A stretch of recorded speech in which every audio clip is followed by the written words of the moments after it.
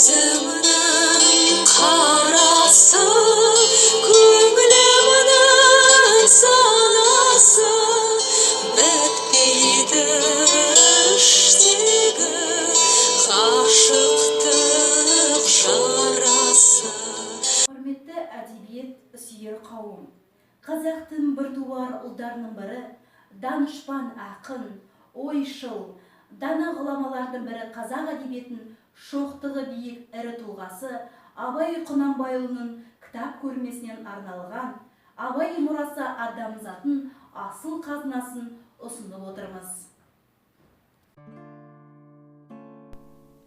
Қазақстан Республикасының президенті Қасым-Жомарт Тоқаевтың жарлығымен биыл 2020 жылы ұлы ақын Абайдың 175 жылдық мерейтойы болып жарияланды.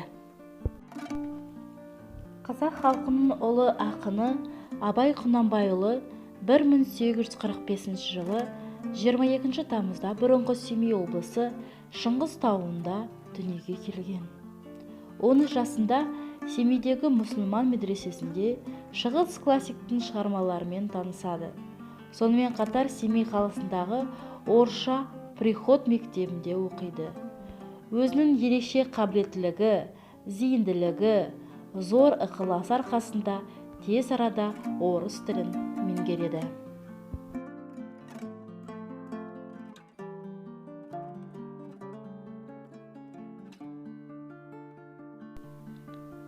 Бұл кітапқа ұлы Абайдың қара сөздері мен бірқатар елге танымал әндер енгізілген.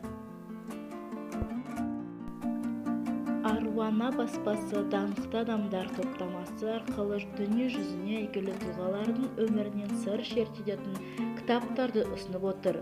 Бұл туындылар әлем тарихында айрықша із қалдырған танымал адамдар туралы жан-жақты мәлімет беріп, олардың өміріне қатысты қызықты деректермен таныстырады.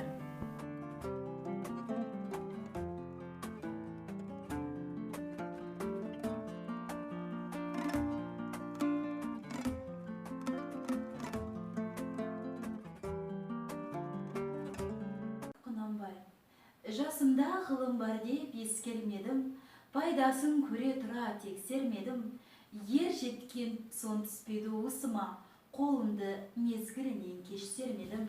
Бұл махрұм қалмағыма кім жазалы, қолымды дөп сөремесем өстермедім.